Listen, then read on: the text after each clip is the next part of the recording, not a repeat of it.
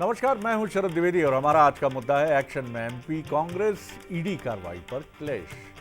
तो जिस तरह से राहुल गांधी और उनके परिवार के मेंबर्स को लेकर ईडी के एक्शन के खिलाफ कांग्रेस ने पूरे देश में विरोध प्रदर्शन किया, मध्य प्रदेश भी उसी का हिस्सा रहा और यहाँ भी अलग अंदाज में कांग्रेस विरोध प्रदर्शन करती नजर आई। बढ़ेंगे डिबेट की तरफ, पहले देखेंगे ये छोटी सी रिपोर्ट। नेशनल हेराल्ड मामले में ईडी की चार्जशीट दायर होते ही देश के साथ ही मध्य प्रदेश की सियासत भी उबाल पर है। चार्जशीट में सोनिया और राहुल गांधी के नाम आने के बाद कांग्रेस सड़कों पर उतर आई। कांग्रेस ने भोपाल में ईडी दफ्तर का घेराव कर विरोध जताया। पीसीसी चीफ जीतू पटवारी ने इसे बदले की कार्रवाई बताया, तो नेता प्रतिपक्ष उमंग सिंघार ने कहा कि ये कार्रवाई लोकतंत्र की आवाज को कुचलने और विपक्ष को कमजोर करने की साजिश है। नरेंद्र मोदी जी ने जिस तरीके की बदले की भावना से वेंडेटा पॉलिटिक्स करके ये निर्णय लिया, ये देश के लोकतंत्र को समाप्त करने की दिशा में कदम है। हम सबका दायित्व है कि हम सोनिया जी के इस अपमान को, उनके साथ किए गए इस बर्ताव को हम इसका प्रतिकार करें और पूरे देश में इसके खिलाफ आंदोलन हो रहे हैं। मध्य प्रदेश भी अपनी भूमिका निभाए। राहुल गांधी जी के साथ, सोनिया जी के साथ पूरी कांग्रेस पार्टी एक साथ खड़ी है। आप इस दबाव की राजनीति से कांग्रेस कभी नहीं दबेगी। लोकतंत्र की हत्या कैसे की जा रही है ये आम जनता देख रही है। सरकार को तत्काल ईडी के मामले में राहुल गांधी जी और इस पे से सोनिया जी पे से जांच वापस लेना चाहिए। ईडी के एक्शन के बाद कांग्रेस के रिएक्शन पर मुख्यमंत्री डॉक्टर मोहन यादव ने उसे आड़े हाथों लिया। सीएम ने कांग्रेस के लोगों को मोटी चमड़ी वाला बताया, तो बीजेपी विधायक रामेश्वर शर्मा ने कांग्रेस की राष्ट्रीय संपत्ति मां बेटे को बचाने की कोशिश करार दी। जब कानून की बात आती तो कांग्रेस के लोग कैसी मोटी चमड़ी रहे। आज इनकम टैक्स ऑफिस को घेराव करने जाएंगे तो क्यों भैया, आप सबसे ऊपर हो क्या? कानून से भी ऊपर हो। आप इनकम टैक्स ऑफिस के अधिकारियों के पास घेर के क्या करने वाले? अपराध आप करोगे और सरकारी कार्यालय घेरने जाओगे। अगर आपने भ्रष्टाचार किया होगा, नेशनल हेराल्ड की संपत्ति आपने खाई होगी, औने पौने दामों में बेची होगी, तो आप डरो, फिर तो जेल जाना ही पड़ेगा। कांग्रेसी मित्रों से मेरा ये कहना है कि चाहे सोनिया आंटी हो या राहुल पप्पू भैया हो, इनको बचाने की कोशिश मत करो। अगर अपराध नहीं किया होगा, आर्थिक घोटाले नहीं किए होंगे तो सहज बच जाएंगे। नेशनल हेराल्ड मामले में एक बार फिर मध्य प्रदेश की राजनीति उफान पर है। ईडी की कार्रवाई को लेकर कांग्रेस मोर्चे पर है। कांग्रेस इसे निर्णायक सियासी लड़ाई की तरह लड़ने की तैयारी में दिख रही है, तो बीजेपी भी जोरदार जवाबी हमला कर रही है।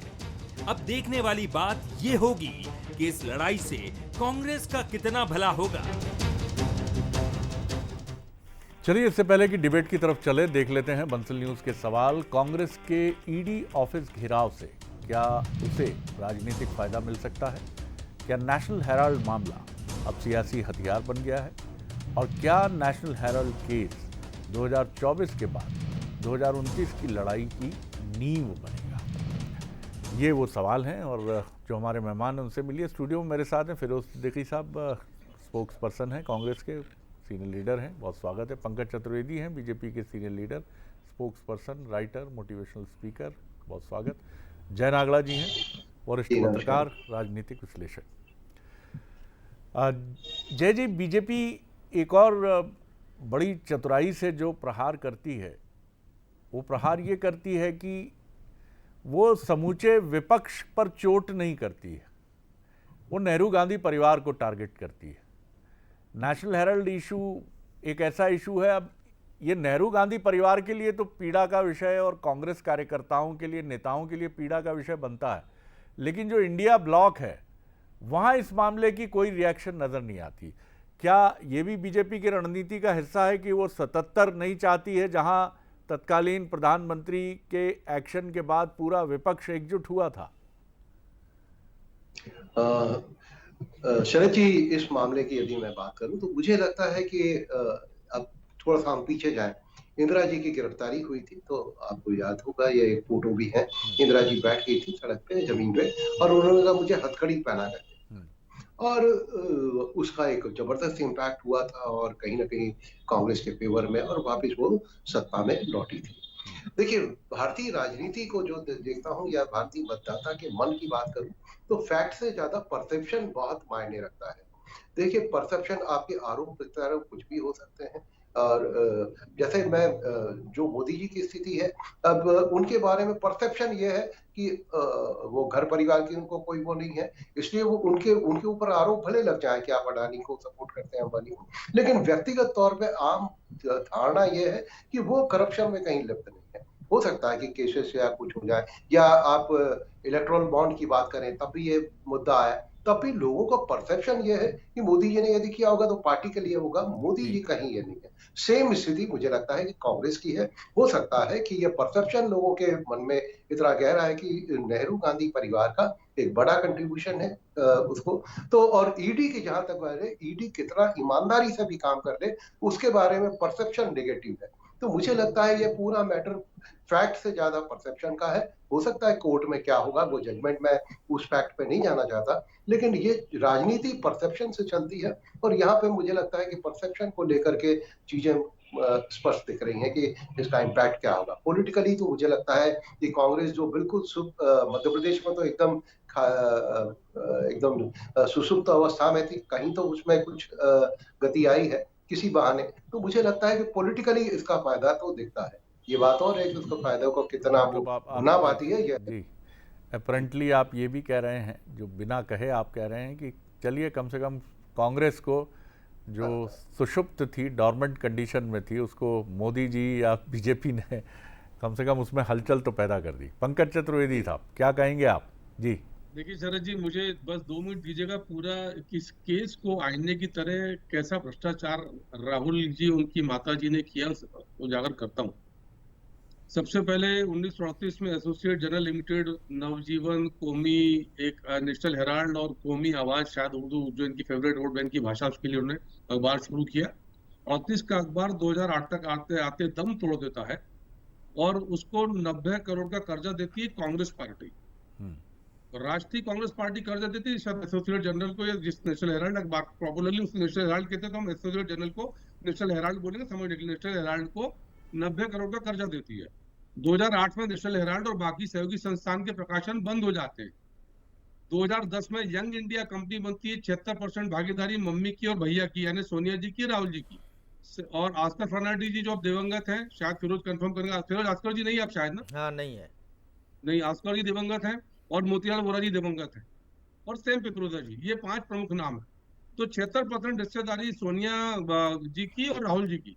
और 2010 में षड्यंत्र पूर्वक एक कंपनी बनाई जाती है, यंग इंडिया कंपनी बनाई जाती है, जो मात्र 50 लाख रुपए में associate journal and national Herald समूह को टेक ओवर कर लेती शरद जी। और गेम क्या होता है कि 50 लाख और 99% शेयर यंग इंडिया के पास आ जाते हैं, जिसके मालिक 76% राहुल जी और सोनिया जी हैं। गेम शरद जी इतना सा था कि 50 लाख रुपए देकर एसोसिएट जनरल नेशनल हेराल्ड का आधिपत्य करो और 5000 करोड़ की जो संपत्तियां उसकी देश भर में फैली हैं वो हमारी हो जाएंगी। शरद जी, सवाल सीधा सा है कि लोन दिया कांग्रेस पार्टी ने 90 करोड़ का, तो राहुल गांधी कौन और सोनिया गांधी जी कौन है? वो कांग्रेस है क्या? तो ये स्वीकार है कि वही कांग्रेस है। और यदि वो कांग्रेस पार्टी नहीं है तो young India company. Pankaj ji, लेकिन ये बताइए कि अगर इनकी जगह वर्तमान मल्लिकार्जुन खड़गे होते स्टेक होल्डर, इनकी जगह जयराम रमेश होते, इनकी जगह केसी वेणुगोपाल होते, तो क्या आप मुद्दा उछालते ये इस तरह? देखिए शरद जी, मैं बहुत खड़गे जी का, वेणुगोपाल जी का, रमेश जी का प्रति बहुत आदर के साथ, आदर सोनिया जी और राहुल जी के प्रति भी है, पर उनके कृत्य जो है वो निरादर की श्रेणी में आते। ये तीनों कैसा काम करते नहीं ना, क्योंकि ये मालिक नहीं कांग्रेस के सर। और मजे की बात सुनी शरद जी, जो चिल्ला रहे ना कांग्रेस वेंडेटा पॉलिटिक्स, क्या प्रतिशोध की राजनीति, वो नहीं है शरद जी। 2012 में प्राइवेट कंप्लेंट कोर्ट में जाती है और अक्टूबर 2013 में जब कांग्रेस पार्टी की सरकार थी, राहुल गांधी जिसके मालिक थे, सोनिया गांधी जिसकी सर्वे सर्वा थी, तब से कोर्ट ने केस दर्ज किया। सर, कोर्ट ने केस दर्ज किया, बीजेपी शिकायत करता नहीं, बीजेपी ने कोर्ट में आवेदन नहीं दिया। बीजेपी ये कह रही सरकार बनने के बाद कि भाई साहब कोर्ट ने केस दर्ज किया है तो कानून का पालन करो। सर जी, एक पूरा सवाल देश जानना चाहता है कि क्या राहुल जी और सोनिया जी, मम्मी और भैया कानून से ऊपर है क्या? और बीजेपी का इसमें रोल क्या है सर? कोर्ट के आदेश पर जी हाँ, प्राइवेट जी हाँ, मैं कंप्लेंट लौटता पर हूँ, कांग्रेस की लौटता हूँ। सरकार में केस दर्ज हुआ है सर। हमारा लेकिन क्या लेना देना सर? यहाँ और लेकिन चोरी और सीना चोरी। परसेप्शन की बात हुई पंकज जी, और ये बात बिल्कुल सही है। अगर यहाँ कोई अनाम याचिका करता होता जो इस मामले को कोर्ट में ले जाता या जांच एजेंसियों तक ले जाता तो बात नहीं उठती। लेकिन अगर बीजेपी इस मामले को तूल देकर उठा रही है तो परसेप्शन यही बनता है कि आप अपने 30 अपोनेंट्स के सेकंड खिलाफ कार्रवाई सर, कुछ 30 सेकंड। करने का मन बना रहे हैं।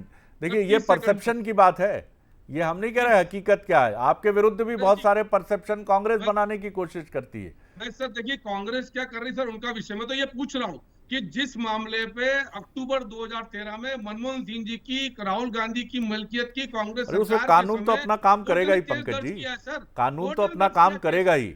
जिस देश तो में सर, प्रधानमंत्री अभी कानून तक अपना जेल काम- गए हों और बड़े बड़े मुख्यमंत्री और तमाम केंद्रीय मंत्री और जिन सर, पर मैं तो- आरोप अभियोग लगे हैं और वो प्रमाणित हुए हैं तो गए हैं, तो यहाँ भी सर, मैं तो ये- law will take sir, it's मैं ऑन तो- कोर्स। जी सर मैं तो ये निवेदित कर रहा हूँ कि कानून अपना काम कर रहा है सर। जी ये दादागिरी का भाव, क्योंकि हम राहुल गांधी हैं, हम सोनिया गांधी हैं, तो हम कानून से ऊपर अरे हैं। इतना तो वो करने 50 दीजिए लाख पंकज देके जी, 5 इतना करोड़ का तो माल करने एंट्री दीजिए। करेंगे, क्या क्या चाहते हैं लेकिन कोई आखिर आप? शिकायत नहीं करें। इतना तो क्या करने करें सर? दीजिए जी। पंकज भाई फिर जो है फिरोज ना सिद्दीकी साहब।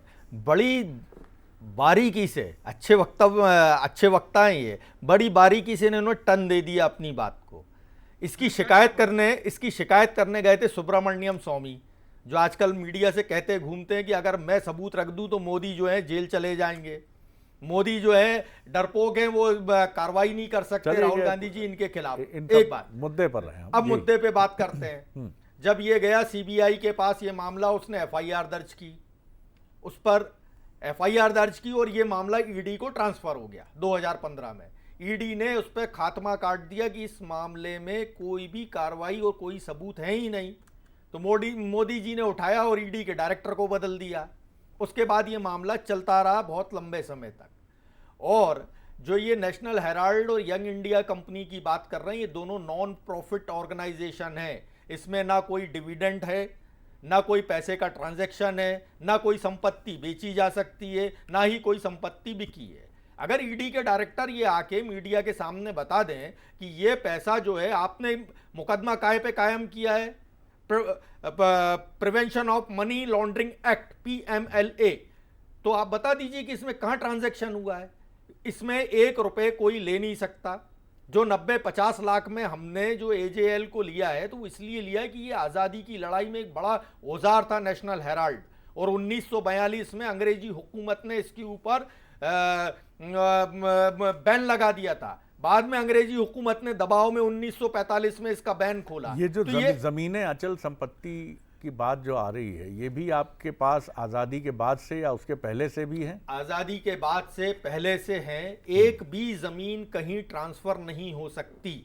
ये इंडियन कंपनीज एक्ट की धारा जो सेक्शन 25 है उसके तहत रजिस्टर्ड कंपनी है, जो नॉन प्रॉफिट ऑर्गेनाइजेशन है। हम यही तो सवाल, हम इसलिए तो वेंडेटा पॉलिटिक्स कह रहे हैं कि आप बदले की भावना से काम कर रहे हैं। ईडी तो एक लाइन में चार्जशीट ले आई कि साहब ये धारा जो सेक्शन 45 है PMLA एक्ट का, जिसमें एक्यूज्ड जो डिफेंडेंट होता है, यानी जो एक्यूज्ड होता है, ओनस जो होता है, बर्डन ऑफ प्रूफ उसके ऊपर होता है कि आप प्रूव करो कि आप बेगुनाह हो। और यही काम इन्होंने किया सिसोदिया जी के साथ, यही काम किया इन्होंने अरविंद केजरीवाल के साथ, इन्होंने यही काम किया सत्येंद्र जैन के साथ। तो ये जो ईडी है, इसको हम तोता इसलिए कह रहे हैं कि ये मोदी जी की जो राजनीति है, जो भारतीय जनता पार्टी की राजनीति है, उस राजनीति को काउंटर करने की जगह है। इसलिए ये विपक्ष को राहुल गांधी जी की जो राजनीति है उससे घबरा गए हैं, क्योंकि राहुल गांधी जी हर गरीब आदमी के पास जाके बैठ रहे हैं, गली गली घूम रहे हैं। अभी हमने गुजरात में अधिवेशन किया, तो ये जो है, इसीलिए हम कह रहे हैं कि आप बताइए ना कि भाई ये पैसा कहां आया और कहां गया, किसको दिया, फॉरेन में गया या फॉरेन से हमने लिया। जो 90 आप कह रहे हैं कि 50 लाख में हमने अखबार ले लिया, 50 लाख में अखबार लिया, 90 करोड़ रुपए जो उसकी देनदारियां थी वो चुकाई किसने? यंग इंडिया कंपनी ने, क्योंकि हमको उसके शेयर्स खरीदे पूरे और उसके बदले में उसको शेयर्स दिए। ये शेयर्स का ट्रांजैक्शन हुआ, लेकिन एक भी रुपया किसी को ना ट्रांसफर हुआ, ना संपत्ति इधर से उधर हुई, ना ही कि राहुल गांधी जी के या सोनिया गांधी जी के अकाउंट में गया। तो जब ये मामला साफ है और इसमें ईडी जिसने आज बोलिए पंकज चार्जशीट जी। लाई है वो पहले ही खात्मा काट चुकी। कांग्रेस फिर ने अब आपको क्या अब इसको अगर ये ना कहा वो जाए, देता हूं बिंदुवार जवाब, बोलिए जी। देखिए शरद जी, दो बातें।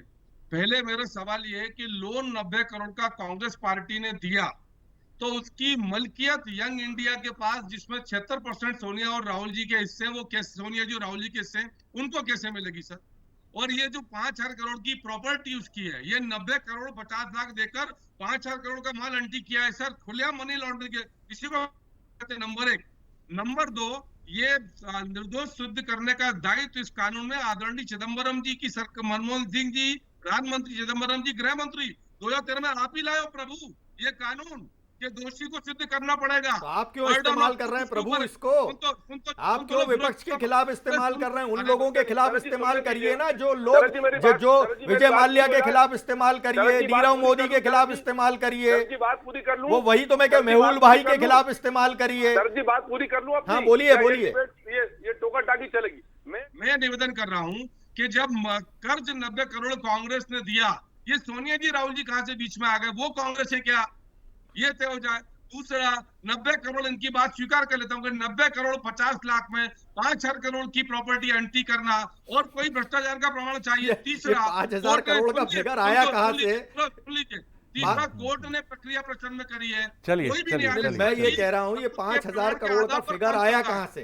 हमारे पास लखनऊ के अलावा जितनी भी संपत्तियां हैं वो सारी लीज पर है, वो सरकार से हमने लीज पर खरीद रखी है वो संपत्तियां। चोरी और सीना चोरी। अरे भाई आप ये बता दीजिए 5,000 करोड़ का आपके पास फिगर आया, आंकड़ा आया कैसे? जय जी, 5,000। सवाल दोनों ही दल अपने अपने तर्कों के तीर लेकर एक दूसरे के सामने है।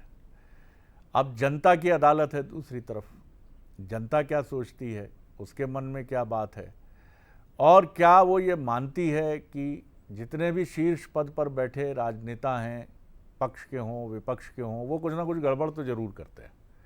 ये भी परसेप्शन की बात है कि साहब ये बैठे हैं तो इनके हाथ में शक्ति है, तो इन्होंने कुछ ना कुछ गड़बड़ किया होगा। जनता के नज़रिए से आप इस पूरे मुद्दे को कहाँ और कैसे देखते हैं? शरद जी, जैसा मैंने कहा कि पूरी भारतीय राजनीति परसेप्शन पर चलती है, धारणाओं पर चलती है। वो धारणा किसी के बारे में किस तरह की स्ट्रांग बन जाती है, वो इतनी स्ट्रांग हो जाती है कई बार कि उसके सामने फैक्ट कई बार मायने नहीं रखते। अटल जी के बारे में एक जो परसेप्शन था, उनके एक कवि हृदय संवेदनशील व्यक्ति, तो वो इतना मजबूत था कि उनके खिलाफ कोई नेगेटिव चीज जनता स्वीकार नहीं करती थी। दूसरी एक महत्वपूर्ण बात कहूं कि पूरी भारतीय राजनीति में सहानुभूति बहुत महत्वपूर्ण फैक्टर है। और मैं ऐसा नहीं कि इसका फायदा विपक्ष को नहीं मिला। जब मोदी जी को पूरे देश के सारे नेताओं ने टारगेट किया, सारी सहानुभूति उनके साथ हो गई। आप देखिए कि पूरे देश के उन प्रदेशों में जो गुजराती भाषी नहीं है, वो सारा भी सिंपैथी कहीं ना कहीं मोदी जी को, और जब कांग्रेस ने उनको हत्यारा और वो इस तरह की जब बात कही तो सिंपैथी उनके साथ और बढ़ती गई। अमेरिका ने जब उनके ऊपर बैन लगाया तो कहीं ना कहीं सिंपैथी उनके साथ बनी, और वही सिंपैथी उनको इतने बड़े पद पर ले आई। इसी तरह इंदिरा जी के साथ जब सिंपैथी उनको, जब आपातकाल के बाद में वो हारी इतना, और तब नहीं लगा था कि इतनी जल्दी वापसी होगी, कहीं वापस सिंपैथी हुई। सेम चीज सोनिया जी के साथ हुई जब विदेशी महिला का मूल मुद्दा बना करके उनकी घेराबंदी की। जब तो कांग्रेस की एकदम कहीं दूर दूर तक नहीं दिख रहा था उम्मीद, लेकिन पूरी सिंपैथी उसके साथ आई। मुझे लगता है कि भारतीय जो मतदाता है वो भावुक है, और वो कहीं ना कहीं सिंपैथी के साथ में जुड़ता है, और ऐसे में कई बार बहुत मजबूत सरकारें। आप ये भी कह रहे हैं कि सिंपैथी का सिरा अभी प्रधानमंत्री की तरफ है, राहुल गांधी अभी उससे काफी दूर खड़े नजर आ रहे हैं। ये मैं यही कह रहा हूं कि ये घटना कई बार, एक छोटी सी घटना है, पूरी चीजों को बदल सकती है। देखिए आज की तारीख में सत्ता के पर्याय बन गए हैं, तो अब नेचुरली अब मोदी जी की स्थिति अलग है। हाँ, परसेप्शन की बात करूं तो कितने आरोप लगे, लेकिन उनकी जो छवि है कि वो परिवार नहीं है, ये नहीं है, तो उनकी ईमानदारी पे व्यक्तिगत तौर पे कोई आरोप नहीं लग सकता। मैं भी मानता हूं इस बात को। तो ये परसेप्शन है, लेकिन उसी परसेप्शन का फायदा बीजेपी को इलेक्ट्रॉल घोटाले भी होता है तो कहीं। और जहां तक आंकड़े का सवाल है, हमने 2G 3G घोटाले में भी सहमत होते हैं कि जिस तरह इंदिरा गांधी या बीजेपी भी कई बार विपक्ष की तरफ से आने वाले हमलों को अपने पक्ष में मोड़ देती है, और कांग्रेस के दिग्गज नेता इंदिरा जी का भी हमने नाम लिया, वो भी ये करते थे, लेकिन राहुल अपने राजनीतिक चातुर्य को इस तरफ नहीं मोड़ पाते हैं या मोड़ना नहीं चाहते हैं, बल्कि ऐसे समय पर जबकि सत्ता पक्ष उनको घेरने की कोशिश कर रहा है, वो अपनी ही पार्टी में अवगुण देख रहे हैं कि हमारे पास हम बारात के घोड़ों को रेस कोर्स में भेज देते हैं और रेस कोर्स के घोड़ों को बारात में भेज देते हैं। हमारे पास शेर तो हैं लेकिन वो जंजीरों में बंधे हैं, और निगेटिविटी देखने लगते हैं अपनी ही पार्टी के भीतर। बेहतर ये हो कि वो इसमें एक अपने को ऐसे व्यक्ति के तौर पर प्रस्तुत करें, ऐसे राजनेता के तौर पर जिस पर बहुत हमले हो रहे हैं। जाहिर है इसके लिए नौटंकी करनी पड़ेगी। क्या वो इससे दूर खड़े दिखते हैं आपको? नहीं, देखिए, हो सकता है कि ये सारी चीजें, फिर मैं परसेप्शन की बात कर रहा हूं, क्योंकि पार्टी लगातार असफलता हासिल हो रही है तो वो सारे उनके अवगुण माने जा रहे हैं। जिस दिन पार्टी को बड़ी सफलता मिल गई तब हम ही मीडिया उसकी बात करेंगे कि इनकी सहजता थी, सरलता थी कि लोग इनसे जुड़ गए। तो मुझे लगता है कि आदमी को जो अपने अंदर का जो सहज रूप है वो सामने रखना चाहिए, और आज नहीं तो कल शायद स्वीकार हो, और शायद ना हो तो फिरोज सिद्दीकी। देखिए, राहुल गांधी जी की जहां तक बात है, एक व्यक्ति तो है इस देश में, एक नेता जो बिल्कुल बात साफ गोई से कह सकता हो। एक व्यक्ति है ऐसा इस देश में, एक नेता जो इस बात को स्वीकारने में कि मैंने गलती की, मेरी पार्टी में क्या खामियां हैं, इस पर चर्चा करने के लिए तैयार है। यही तो खूबी है राहुल गांधी जी की। और एक बात और कि सारे नेता डिग जाएं भले मोदी जी के सामने, आज तक राहुल गांधी जी नहीं डिगे। वो चट्टान की तरह खड़े रहते हैं जनता के साथ। और वो पार्टी, राहुल गांधी जी या सोनिया गांधी जी, जो आनंद भवन है इलाहाबाद का, वो देश को दान कर दिया मोतीलाल नेहरू जी ने, जिनके पास पुरखों की इतनी संपत्ति थी। आज राहुल गांधी जी के पास अपना मकान नहीं है रहने को दिल्ली में। वो उनसे जब बीजेपी ने मकान छिनाया तो वो जाके अपनी माँ के साथ रह रहे थे सरकारी मकान में।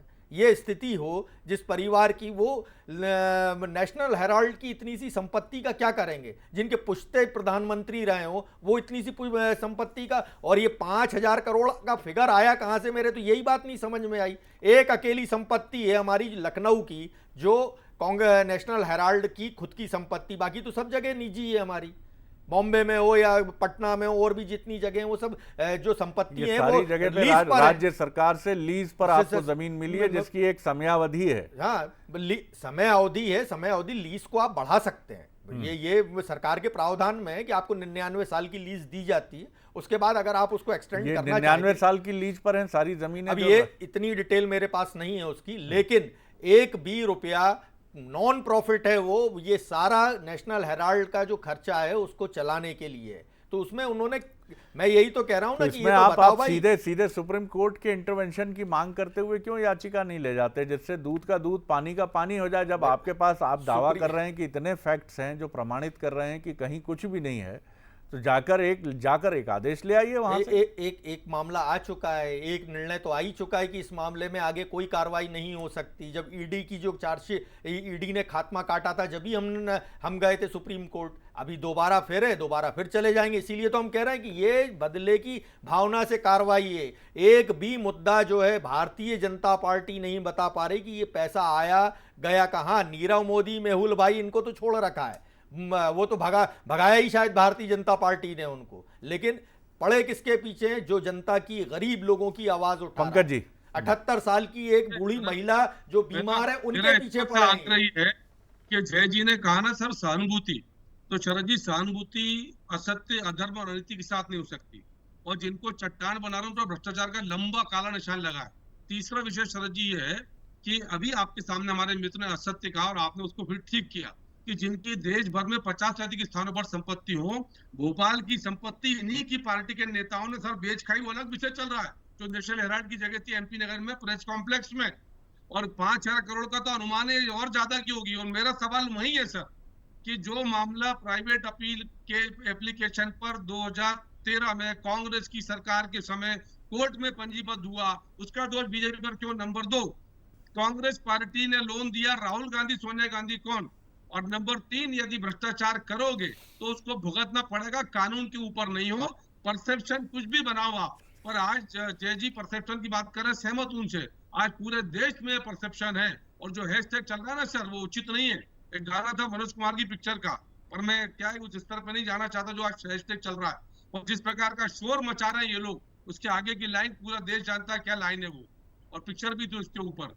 तो मेरा इतना सा आग्रह है कि राहुल गांधी जी, सोनिया गांधी जी, यदि आप में थोड़ा भी विवेक शेष हो तो आपके प्रति पूरे आदर के साथ कि कानून की प्रक्रिया का पालन करो, जैसा आपने सुझाव दिया शरद जी, जाइए यदि प्रमाणित सुप्रीम कोर्ट में। झूठ बोलते हैं स्क्रीन पर बैठ करके, एक प्रॉपर्टी लखनऊ की, पूरे देश में हजारों करोड़ की प्रॉपर्टी है और 50 लाख रुपए लिस्ट जारी कर दीजिए। आप जानकारी तो कुछ लाए नहीं है। आपकी पार्टी जो है, सरकार जो है, वो कोई प्रेस कॉन्फ्रेंस करने के लिए तैयार नहीं है। और ईडी का जो खात्मा किया हुआ है मामला है, जिसको ईडी ने खात्मा लगा दिया, आप उस पर कार्रवाई कराना चाहते हैं। चोरी और सीना चोरी, अरे चोरी और नीर की तरह अलग है। सीना चोरी नहीं है, विपक्ष की आवाज को दबाना चाहते हो। गरीबों की जो आवाज, गरीबों के लिए जो आवाज उठाएगा, भारतीय जनता पार्टी अब मैं आगे नहीं बढ़ा पाऊंगा, लेकिन ये मसला ये बताता है कि देश की राजनीतिक व्यवस्था में, देश के पॉलिटिकल सिस्टम में इन चीज़ों को बहुत करीब से देखने की और समझने की ज़रूरत है, क्योंकि ये मसले उठेंगे तो जवाब मांगे जाएंगे। जवाब अगर आपके पास हैं तो बहुत अच्छा है, नहीं है तो ये कानूनी एजेंसियों के दायरे में जाएंगे और वहाँ से जो भी फैसला सामने आएगा उसे कोई मानना चाहे या ना मानना चाहे, लेकिन वो फैसला तो आएगा और वो अपनी बात कहेगा। तो बेहतर यही है कि जितना अपना दामन पाक साफ रखा जाए राजनीति में, क्योंकि सवाल आज नहीं तो आज से 20 साल बाद पूछे जाएंगे, 25 साल बाद पूछे जाएंगे, चीज़ें होंगी। और अब तो दौर जिस ट्रांसपेरेंसी का है, ये चीज़ें और मजबूती से उभर कर सामने आ रही हैं। बहरहाल आप तीनों मेहमानों का बहुत धन्यवाद। नमस्कार।